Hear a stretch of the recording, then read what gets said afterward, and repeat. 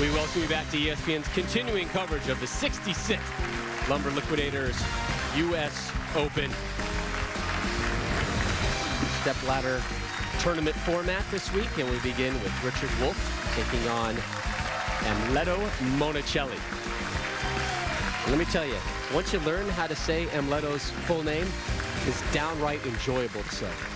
It just kind of rolls off the tongue, doesn't it? Monacelli is great. Sounds like a wonderful wine. But we begin with a wonderful story.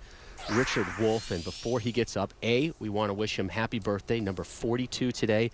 And number 2, a quick shout out to the good folks down at the Mountain Run Bowling Center in Culpeper, Virginia.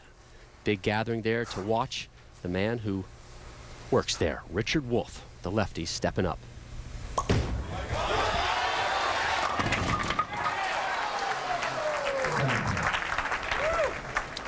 Leaves the 7. 0 Lumber Liquidator PBA Tour titles for the 42-year-old from Vienna, Virginia. And right now, I guarantee you, Richie's hyperventilating. I think I was hyperventilating a bit just for him. He was so calm through the week, said really no nerves. I was just out here having fun. It was basically like a reunion tour for him. It's nice to get that single pin spare out of the way. Sit down, breathe, and enjoy. And you can kind of see the...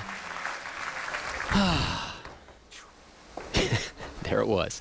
And here's your other wonderful story. I mean, just so many great storylines today. Amleto Monacelli from Venezuela, 47-year-old, 19 tour titles, 1 major. This guy's a Hall of Famer, Rob, and a 2-time Player of the Year out here. And boy, when he needed it most last night, he bowled his biggest game of the night. It looked like he was going to lose his grasp on the telecast. He shoots 278 against Brad Angelo in position round to secure his spot on national television. And here's Monacelli on why this tournament is on his bucket list. The challenge of the lane condition, the amount of bowlers that bowl on it, and making all the way through here, means a lot to me.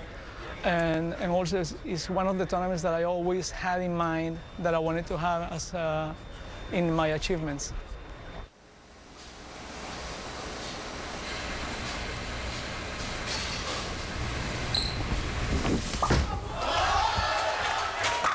There's our first strike.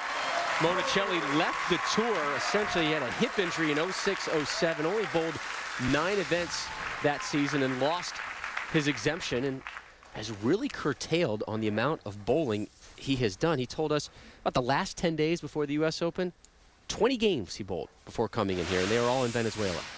And hard to believe he's 47 years of age. I mean, this guy's a stud. Just a massive workout routine, running, great physical shape on little Monacelli. Wolfe gets the 10 to kick and a strike of his own, and Wolfe this week was somehow stress-free, but today, different story. This experience is where it all starts to reality setting in. Bowling against 4 great bowlers and competing against 420 other terrific players, it's starting. I'm nervous. I don't know what to expect. I don't know what's going to happen. The first couple of shots, as they would say, pry it off your hand. I have no idea. How can you not love that honesty? He's just one of the nicest guys you'll ever meet. Richie does have some U.S. Open experience, but it was back in 1991. Finished 3rd there. His best finish at a major.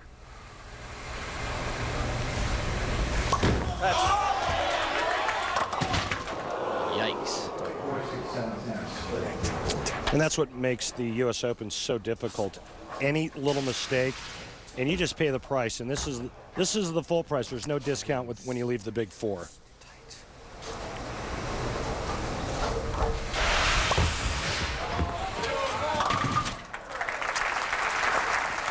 Open frame 8 in the 3rd. We'll see our CATS numbers throughout the telecast. CATS, the computer-aided tracking system provided to us today by the Kegel Training Center.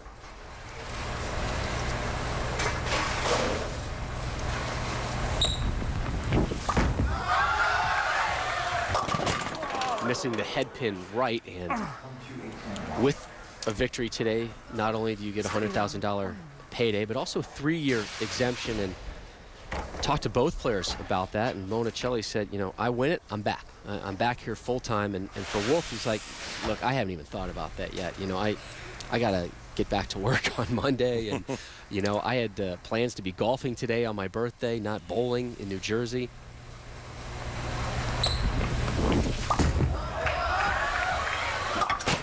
Wow, robbed. Boy, and I think that's a mistake by Amleto because he loses the count. Instead of going for the washout and maybe getting 9, he gets 7 out. And now he actually trails after Rich Wolfe left that bucket. And again, the occurring theme throughout this telecast is going to be how difficult the oil pattern is. And just taking that last shot that Amleto threw, remember he left a weak 10 in the first frame. That shot was less than a board wide of target, and he misses the head pin.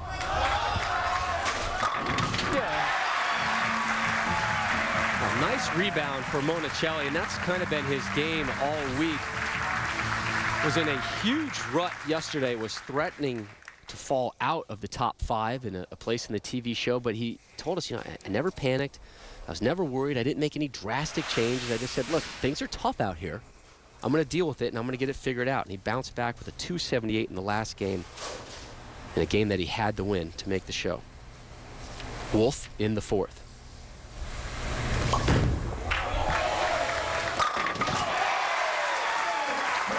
His second strike. Well, Richie has always had great talent, and none of the players out here have ever doubted that. But, you know, in talking with him last night, he said that he used to bowl out here with a tremendous amount of anxiety and high expectations, and I think it destroyed him mentally. And coming into this week, I mean, he had no expectations. He just wanted to see a few friends, have a good week, maybe cash and go back to work. And I think that's the reason why he was just so successful this week. Oh. Back-to-back jacks. He had a clean plate this week, Rob, and he didn't get in his own way. Had nothing hanging over his head. No, you know, living or dying on the tour. I don't need this check. I don't need the stress. It's just, it was almost like a reunion tour for him. He said, coming out here, good to see some old faces. Hey, if I get some kind of check, bonus.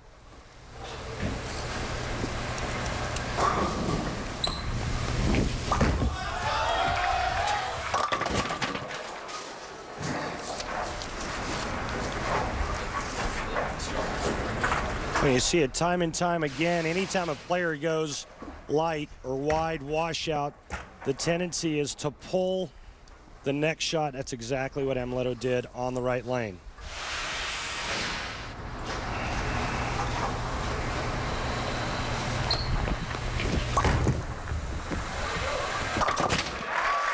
Picks up that spare.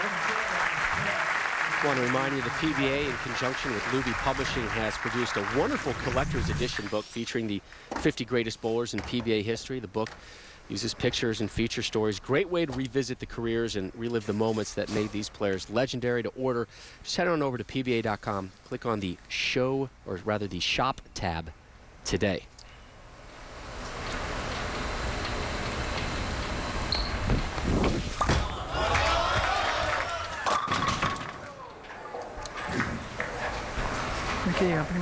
Heavy, but not punished too badly on that one. Oh, absolutely not. You go through the nose, you'll take 9 spare anytime and go quietly. This could have been, well, the 310 was there for a moment. The 10 pin fell late, but it could have been a lot worse. And this is about what we figured for the U.S. Open. Every toss is going to be a challenge.